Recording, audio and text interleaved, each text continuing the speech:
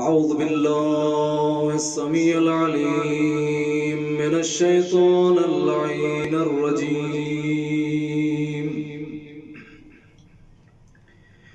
بسم الله الرحمن الرحيم. الحمد لله الأول بالأول كان قبله والآخر بالآخر يكون بعده، الذي قصرت عن رؤيته أبصار الناظرين وعجزت عن نعته أوهام الواصفين،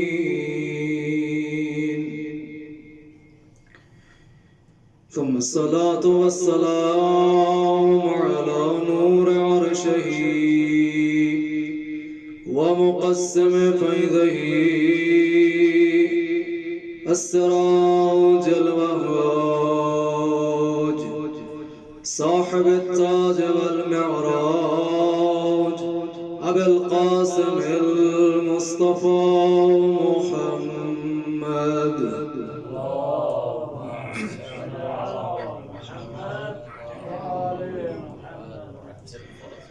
وعلى أمير المؤمنين قائد الغر المحجلين أسد الله الغالب، غالب على كل غالب، علي بن أبي طالب عليهم السلام.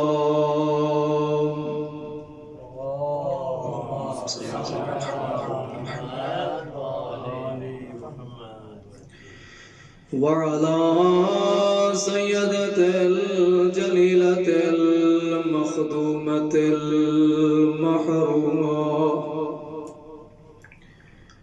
المحرومة عن حق ميراث أبيها،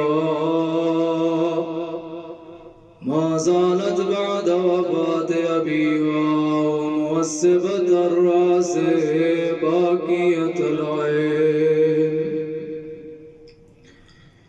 محترقة القلب ناغلة الجسم، التي قالت بعد وفاة أبيها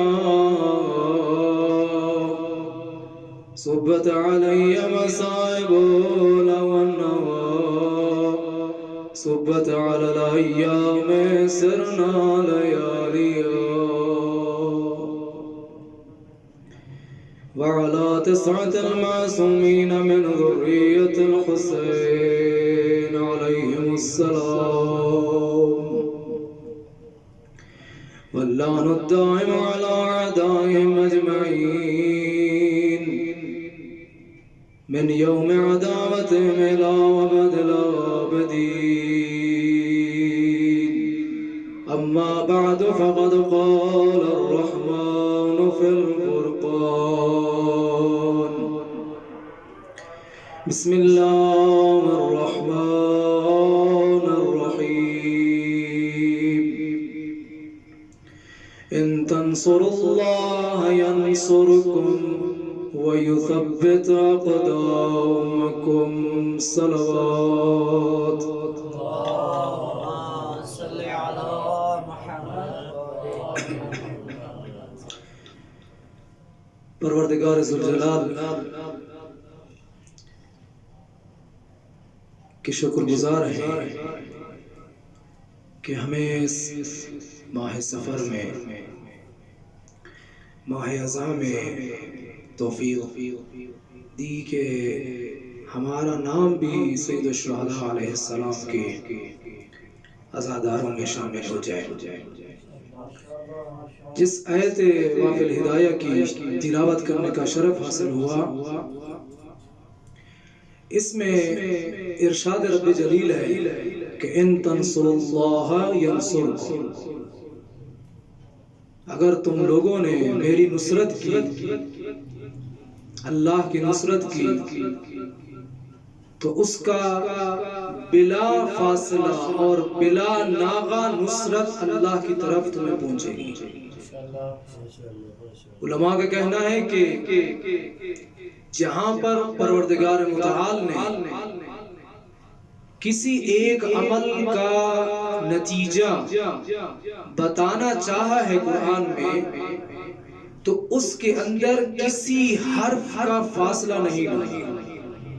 مثال کے طور پر اذکرونی اذکرکم، مجھے یاد کیا تو تمہیں میں یاد کروں گا، اس میں کوئی فاصلہ نہیں ہے۔ فا کا نتیجہ کا حرف جو ہے وہ یہاں پر لاگو نہیں کیا، بلکہ اللہ کے ذکر کو، اللہ کی یاد کا نتیجہ اتنا قریب ہے کہ اس کا نتیجے تک پہنچنے کے لیے انسان کو کوئی فاصلہ کراس نہیں کرنا پڑتا۔ اسی طرح قرآن کریم کا ارشاد ہے ان تنصروا اللہ ینصرکم، جیسے تم اللہ کی نصرت کرو گے ویسے ہی اسی طرح سے تمہارے لیے اللہ کی نصرت نازل ہوگی۔ اللہ کی نصرت کے آنے کی صرف اتنی دیر ہے کہ انسان اللہ کی نصرت کے لیے صرف ایک ہی قدم اٹھائے۔ کسی حکیم سے کسی نے پوچھا کہ مولانا حکیم صاحب، حکیم فارسی زبان میں جو کہا جاتا ہے وہ ظریف النفس اور شریف النفس کو کہا جاتا ہے، تو کہا گیا کہ جنت کے لیے، جنت میں جانے کے لیے کتنے قدم انسان اگر اٹھائے تو وہ جنت میں داخل ہو سکتا ہے؟ تو اس نے کہا کہ 2 قدم۔ پہلا قدم کیا ہے؟ اپنے نفس کے اوپر پاؤں رکھو، دوسرا قدم تمہارا جنت میں ہوگا۔ تو ایک اور ظریف انسان اور شریف النفس بیٹھا تھا، اس نے کہا کہ مولانا آپ نے راستہ بہت دور کا بیان کیا ہے، جنت میں داخل ہونے کے لیے 2 قدم کی نہیں چاہیے۔ پروردگار متعال نے کہا ہے کہ اگر تم 1 قدم آؤ تو میں 10 قدم تمہاری طرف بڑھاؤں گا، اسی طرح اگر تم اپنے نفس میں پاؤں رکھو گے وہیں سے جنت شروع ہو جائے گی۔ صلوات پر محمد و آل محمد۔ صلی علی محمد و آل محمد۔ نعرہ تکبیر، اللہ اکبر، نعرہ رسالہ یا رسول اللہ، نعرہ حیدری، بابا بلند صلوات۔ اللہم صلی علی محمد و آل محمد۔ تو اللہ کی نصرت کرنے کے لیے 2 قدم نہیں، صرف 1 قدم چاہیے۔ لیکن وہ کون سا قدم ہے کہ اگر انسان وہ قدم اس نے اٹھا لیا تو سید الشہداء کے لشکر میں شامل ہو جاتا ہے، اور اگر اس نے وہ 1 ہی قدم نہیں اٹھایا تو عمر سعد کے لشکر میں شامل ہو جاتا ہے۔ ہم تاریخ میں پڑھتے ہیں، البتہ مصائب کا جملہ ہے کہ حل من ناصر ینصرنا کی آواز سید الشہداء کی جب کربلا میں بلند ہوئی، وہ کس لیے بلند ہوئی ہے؟ میں آپ کے سامنے ایک ایسے چیپٹر کی طرف اشارہ کرنا چاہتا ہوں جو بہت عظیم ہے۔ اگر انسان اپنی زندگی میں اس کو دیکھے، سمجھے اور اپنا لے تو انسان کی زندگی کے لیے کافی ہے۔ وہ کون سی بات ہے؟ وہ یہ ہے کہ پیغمبر اکرم کی تاریخ میں ملتا ہے کہ پیغمبر اکرم جب وضو کرتے تھے تو پیغمبر کے وضو کے قطرات جو زمین پر گرنا چاہتے تھے تو صحابی رسول مل کر آ کر پیغمبر کے وضو کے قطرات کو تبرک کے طور پر لے لیتے تھے۔ ایک بھی قطرہ زمین پر گرتا نہیں تھا، لیکن صرف 50 سال کا فاصلہ ہے۔ وہ کون سے اسباب ہیں جن کی وجہ سے کل جو ہے وہ پیغمبر کے وضو کے قطرات زمین پر نہیں گرتے؟ آج نواسہ رسول کا بدن مبارک جو ہے 3 دن تک خاک گر میں کربلا پر پڑا رہا ہے، اور اس کا سر جو ہے وہ نزدیک ہے۔ وہ کون سے اسباب ہیں؟ صرف اس کے مختلف اسباب ہیں۔ ایک سبب کی طرف آج اشارہ کرنا چاہتا ہوں، وہ یہ ہے کہ اگر انسان کے اندر صلوات بر محمد و آل محمد، اللہم صلی علی محمد و آل محمد وعجل فرجہ، انسان کے اندر اگر ایک ایسا گناہ پایا جائے کہ وہ گناہ انسان کو دنیا کے ساتھ باندھ دے، اس کا دل اتنا دنیا میں مصروف ہو جائے کہ سوائے دنیا کے اسے کچھ دکھائی نہ دے۔ قرآن کریم میں دو ایسے الفاظ ہیں جو بہت عظیم بھی ہیں اور عبرت آموز بھی ہیں۔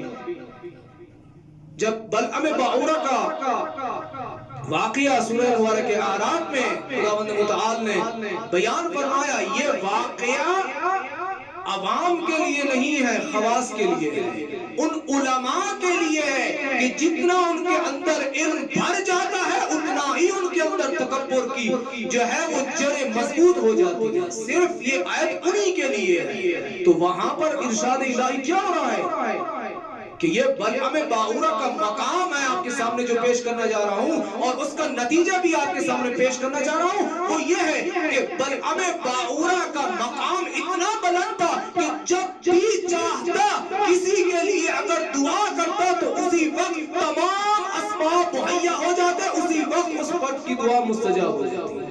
جب اس کے پاس آتے تھے کہ بلعم ہماری فصلیں جو ہیں وہ خراب ہو رہی ہیں، خشک سالی پڑ گئی ہے، دعا کرو اللہ کی طرف سے جو ہے وہ بارش نازل ہو جائے، تو اسی وقت وہ دعا کرتا تھا، تمام اسباب کو پروردگار متعال مہیا کر دیتا اور بارش کے اسباب مہیا ہو جاتے، اسی وقت بارش آ جاتی۔ یہ بلعم باعورہ کا مقام ہے، لیکن پروردگار متعال نے ایک ایسا نتیجہ بیان کیا ہے صرف اس کے ایک ہی گناہ کی وجہ سے۔ اگر انسان کے اندر گناہ کی شدت بڑھ جائے اور اس کے اندر گناہ کی جڑیں اتنی بڑھ جائے کہ وہ استاقلتم الی الارض بن جائے، اخلد الی الارض بن جائے، اپنے دل کو دنیا کے اندر اتنا سمیٹ لیتا ہے کہ اس کو دنیا سے جدا کرنا ناممکن بن جاتا ہے، تب وہ لشکر عمر سعد میں شمولیت اختیار کرتا ہے۔ تو قرآن مجید نے کیا فرمایا؟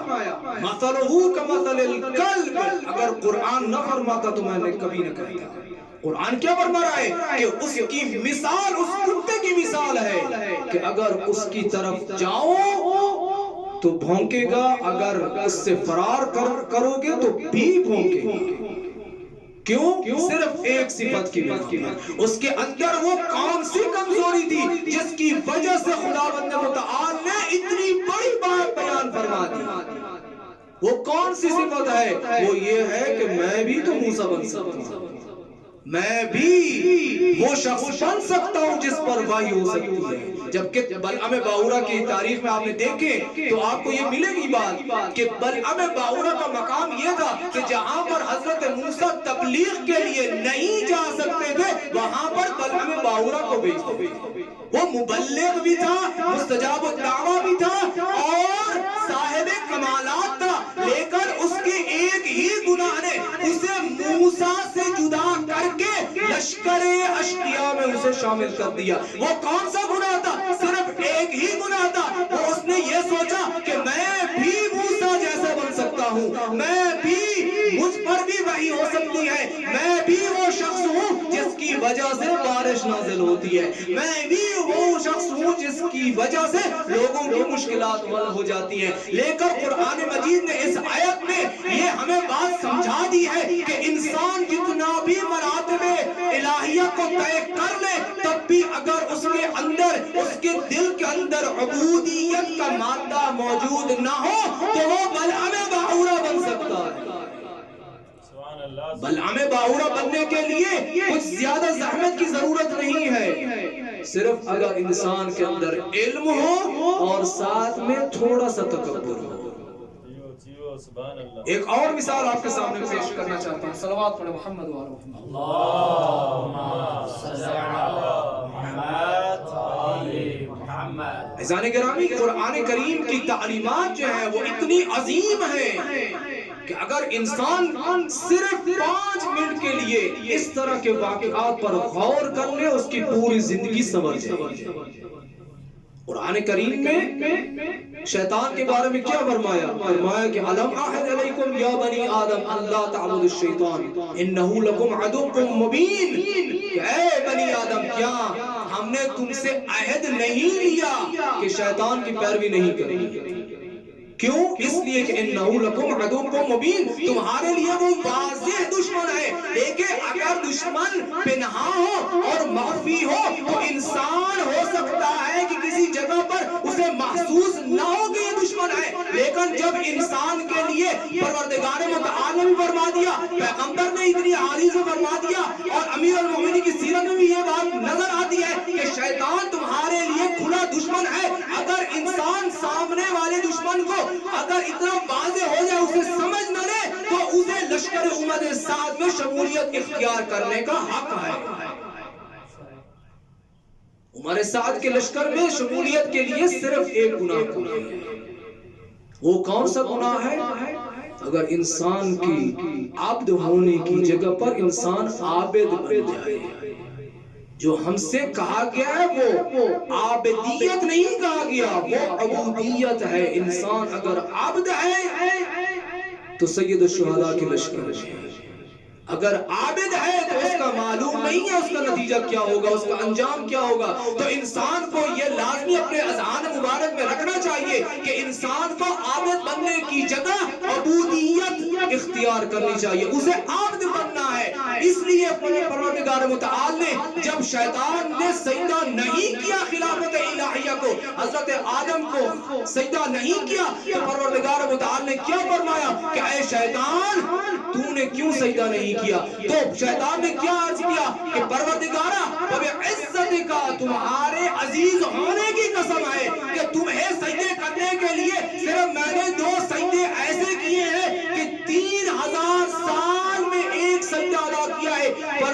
مولا کائنات نہج البلاغہ میں اشارہ فرماتے ہیں کہ شیطان نے 6000 سال میں صرف 2 ایسے سجدے کیے تھے کہ ہر سجدے پر اس نے 3000 سال لگا دیے تھے۔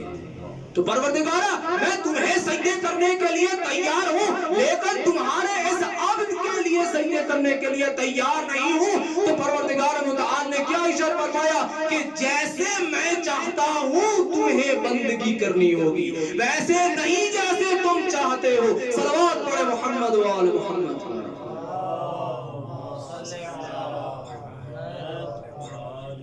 تو عبودیت کا جز جو ہے اور رکن جو ہے وہ یہ ہے کہ انسان اگر اس کے اندر کمالات آ جائیں تو صرف ایک ہی گناہ باعث بن سکتا ہے کہ عمر سعد کی لشکر میں شامل ہو جائے۔ ایک اور مثال جو آپ کے سامنے میں ہے لیکن صرف اذہان مبارک کو متوجہ کرنا چاہتا ہوں، زبیر کی مثال ہے۔ زبیر کا واقعہ عالم اسلام کے لیے واقعہ عبرت آموز ہے۔ زبیر وہ سیف الاسلام کا لقب کا حامل کہ جب پیغمبر کے زمانے میں ہر جنگ میں زبیر نے شمولیت اختیار کی، اور اس کا عالم یہ تھا کہ جہاں پر بڑے بڑے صحابی بھاگ جاتے تھے، پیغمبر کے ارد گرد چکر کاٹنے والے ایک امیر کائنات تھے، دوسرے زبیر تھے۔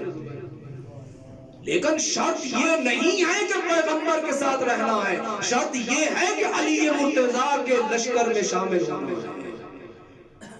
نبی کے لشکر میں رہنا کافی نہیں ہے، ولی کے لشکر میں شمولیت اختیار کرنا شرط ہے۔ اسی لیے فارسی کا ایک جملہ ہے کہ خیبر میں اور خندق میں احزاب میں شمولیت اختیار کرنا یہ شرط ایمان نہیں ہے۔ جہاں پر قرآن ناطق کھڑا ہے، قرآن ناطق کے ساتھ کھڑے ہو کر دشمن سے وار کرنا جو ہے یہ شرط ہے۔ آج نہروان میں وہی لوگ شامل ہیں جو کل پیغمبر کی صف میں تھے۔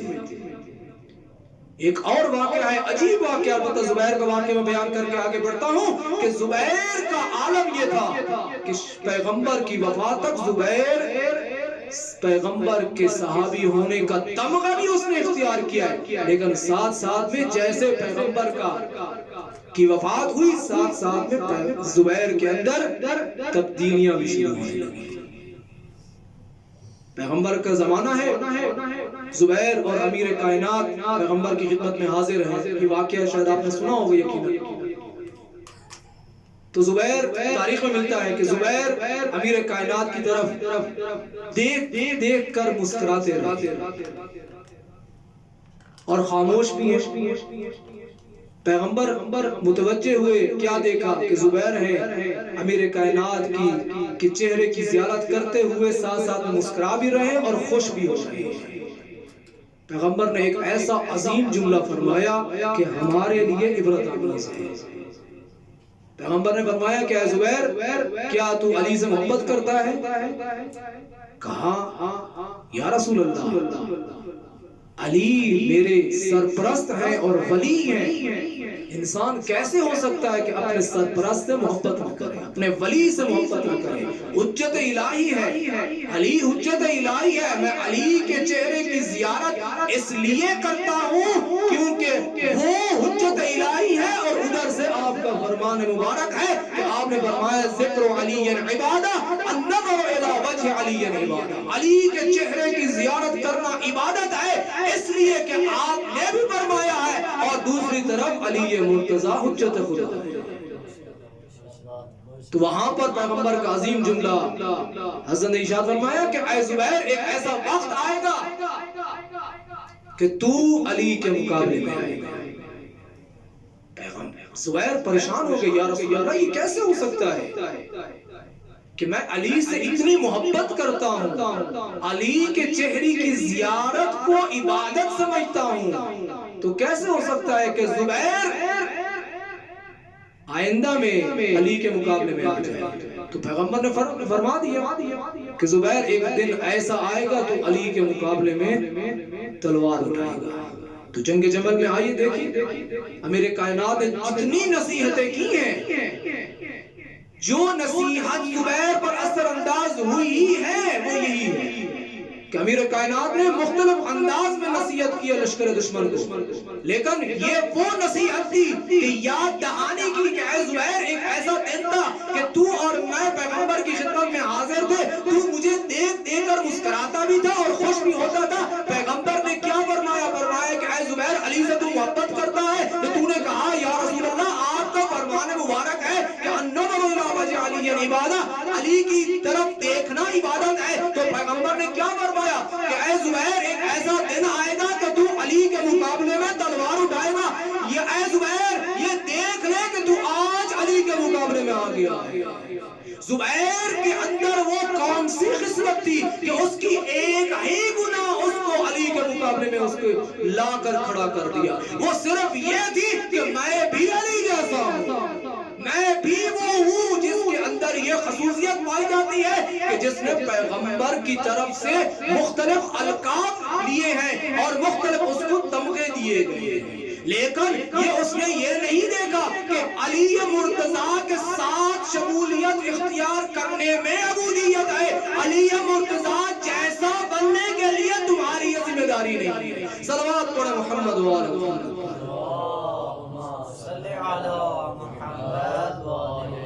نعرہ تکبیر، نعرہ رسالت، نعرہ حیدری، باز بلند صلوات۔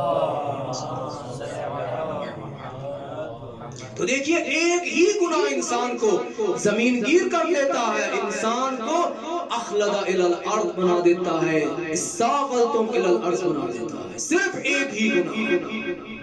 تو مولانا اگر ایک ہی گناہ انسان کو بل ہمیں باورا بھی بنا سکتا ہے، شیطان بھی بنا سکتا ہے، زبیر بھی بنا سکتا ہے، تو ہم کس لیے اس دنیا میں آئے ہیں؟ اگر ایک ہی گناہ انسان کو جہنمی بنا سکتا ہے تو یہ سب کوششیں کیوں ہو رہی ہیں؟ اس کا جواب یہ ہے کہ ہاں جہنمی بنا دیتا ہے، لیکن اگر اس کے گناہوں کے ساتھ ساتھ یہ تین خصلتیں نہ پائی جاتی،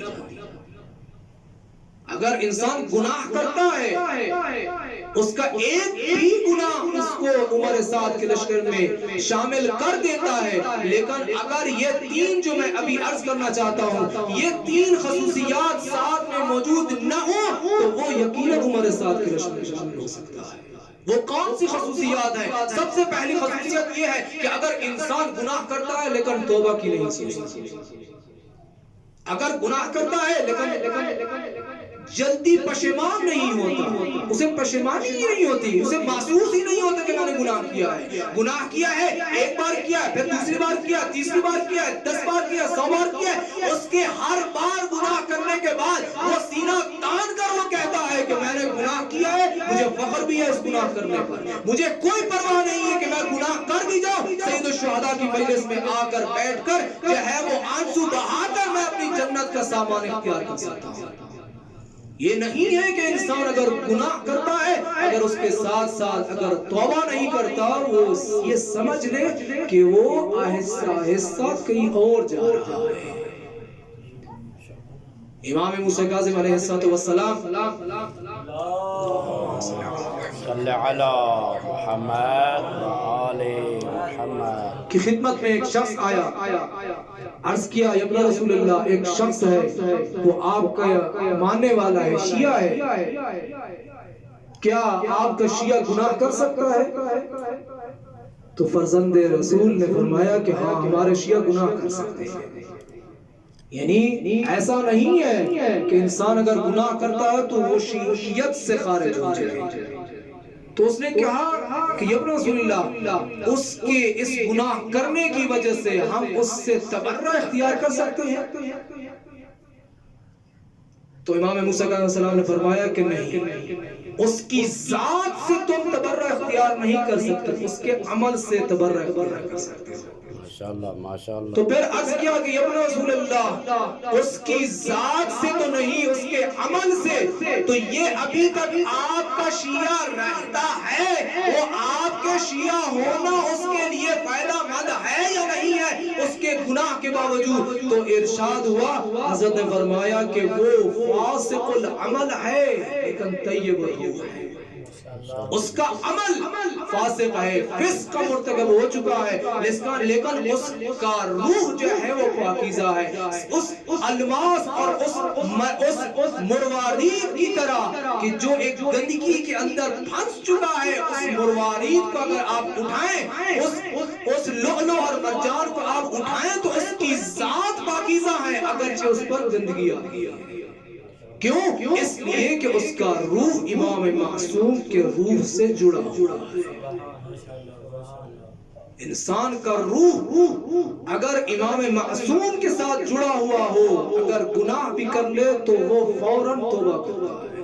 یہ توبہ کر لینا اس چیز کی گواہی ہے کہ انسان کی ذات ابھی پاکیزہ ہے.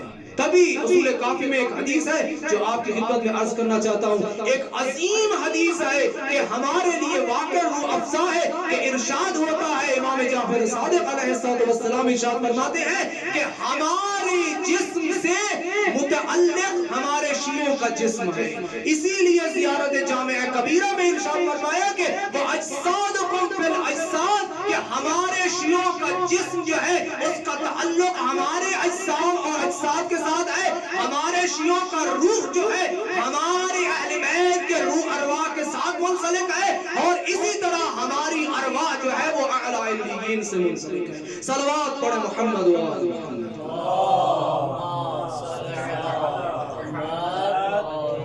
انسان اگر گناہ کرتا ہے تو جلدی اسے توبہ کرنی چاہیے. اگر یہ صفت اس کے اندر پائی جاتی ہو تو وہ اس کے پاکیزگی کی نشانی بھی ہے اور عاقبت بخیری کی بھی علامت ہے.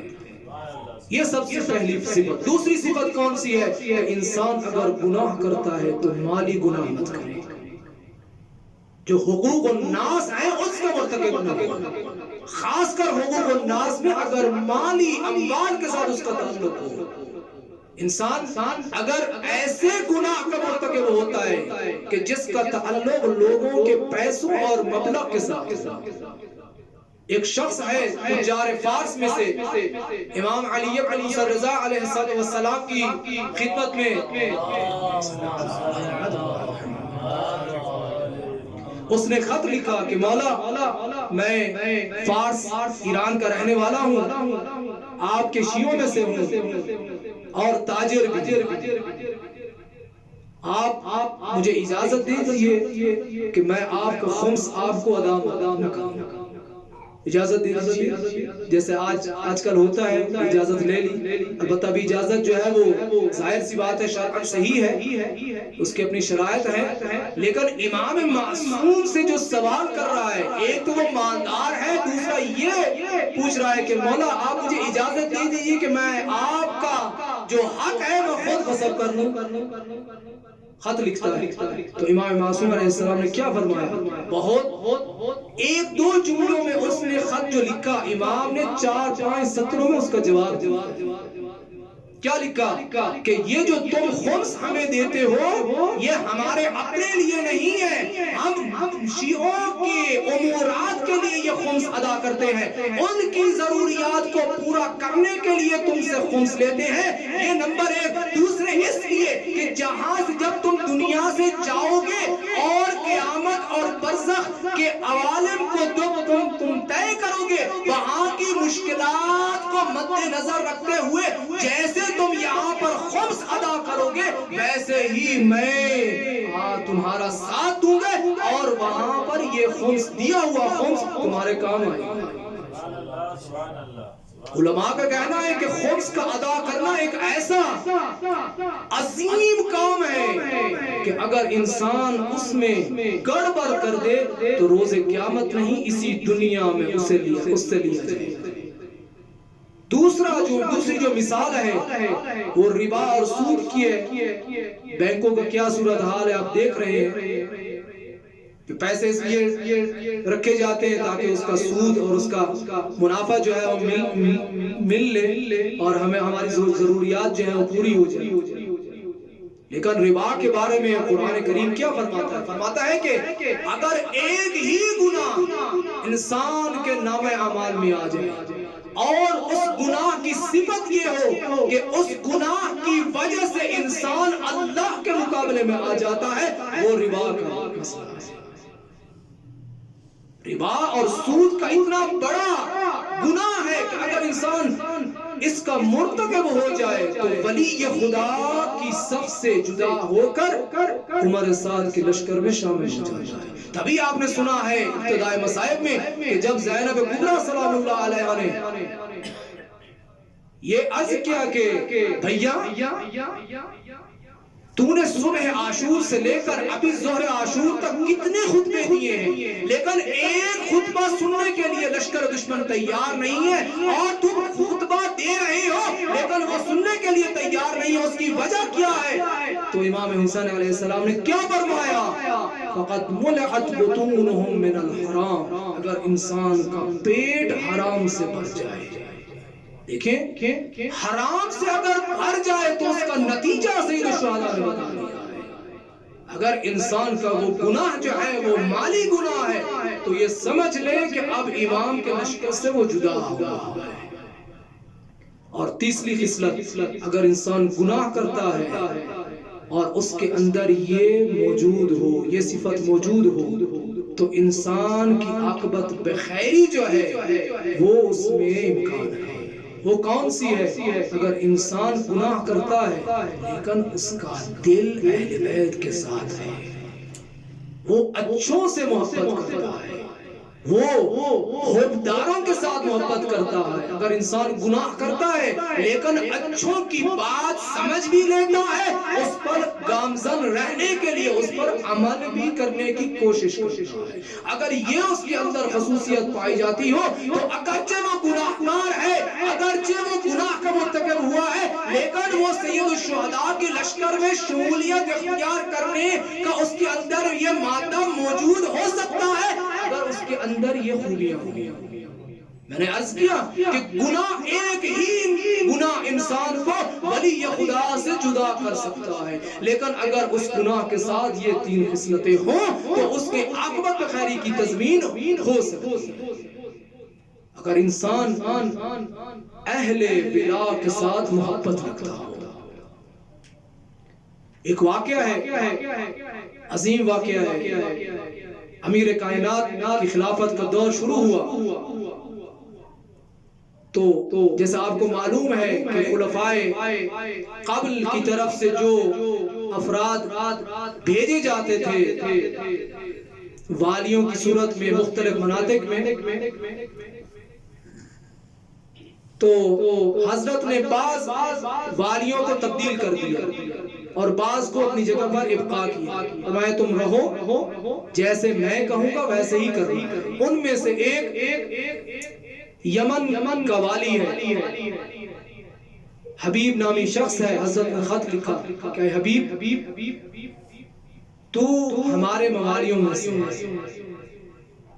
کتنا خوش نصیب ہے انسان کہ اس کے امام زمانہ اس کو ایسے سمجھے کہ انسان کو یہ تمغہ مل جائے کہ امام زمانہ مجھ سے راضی ہے۔ لیکن حضرت نے ارشاد فرمایا کہ اے حبیب اپنے افراد میں سے، اپنے علاقے کے افراد میں سے چند افراد میری طرف بھیجو اور جو کام تو نے کیے ہیں اس کی مجھے رپورٹ دو۔ تاریخ میں ملتا ہے کہ حبیب نے 100 افراد کو تیار کیا جو اہل تقوی تھے، اہل دیانت تھے، تو ان میں سے 100 میں سے 30 کو ہٹا دیا، 70 بچ گئے۔ 70 میں سے پھر چاٹی کیے، 40 بچ گئے، پھر 40 میں سے 30 میں سے 10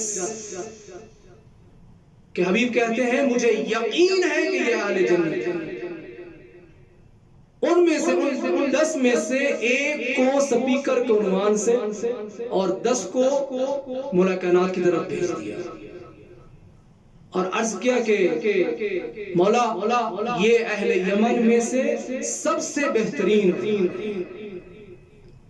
سپیکر نے آ کر مولا کی خدمت میں جو رپورٹ دینی تھی یوں آغاز کیا، السلام علیک ایھا الامام العادل والبدر التمام۔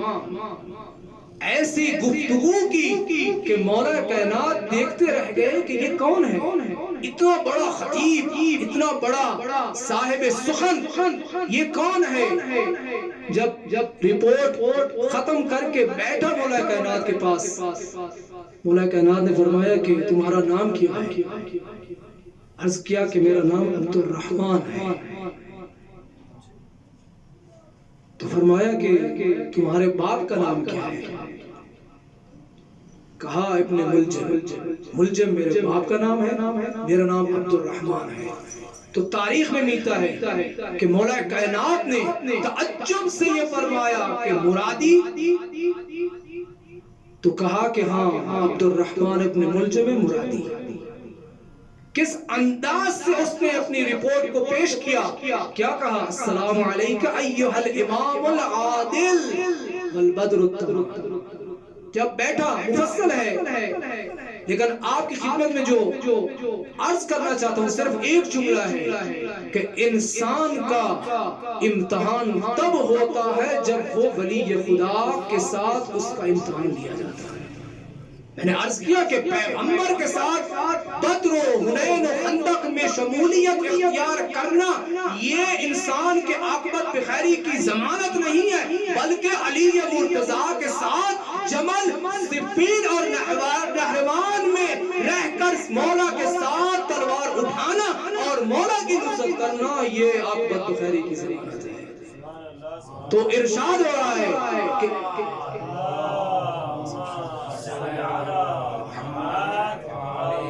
صرف ایک جملہ کہ امام نے فرمایا عبد الرحمن ابن ملجم مرادی، عرض کیا جی۔ تو تاریخ میں ملتا ہے کہ اس نے کہا کہ مولا میں آپ سے بہت محبت کرتا ہوں۔ حضرت نے فرمایا کہ تم مجھ سے محبت نہیں کرتے۔ پھر اس نے اصرار کیا کہ یا امیر المومنین میرا دل جو ہے وہ آپ کے ساتھ ہے، جب سے میں نے آپ کا نام سنا ہے آج تک آپ کی کسی ایک سیرت کی خلاف ورزی میں نہیں کی۔ میرا دل جو ہے وہ 100% آپ کی تسلیم ہے اور میرا دل آپ کی محبت سے بھر چکا ہے۔ تو مولا کائنات نے ایک ایسا عظیم جملہ فرما دیا کہ ہم سب کے لیے جو ہے وہ عبرت آموز ہے۔ تو مولا کائنات نے وہاں پر فرمایا کہ اے عبد الرحمن یہ یاد رکھو کہ ایک ایسا دن آئے گا تو علی مرتضیٰ کے سامنے آ جائے گا، تلوار اٹھائے گا، مجھے قتل کرے گا۔ تو اس نے تعجب سے کہا کہ اے مولا کائنات اگر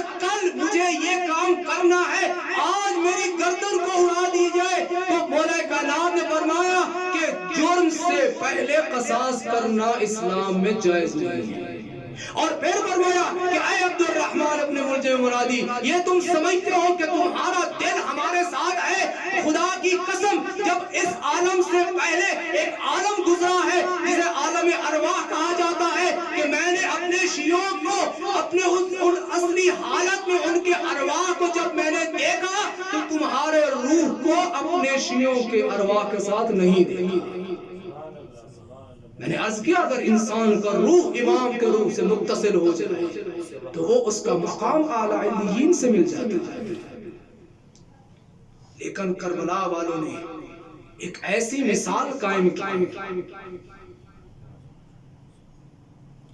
کہ جہاں پر سید الشہداء پر سلام کیا جاتا ہے، بغیر کسی فاصلے سے ان شہداء کی خدمت میں بھی ہم سلام پیش کرتے ہیں کہ جہاں پر امام جعفر صادق علیہ السلام کھڑے ہو کر گنج شہداء کی طرف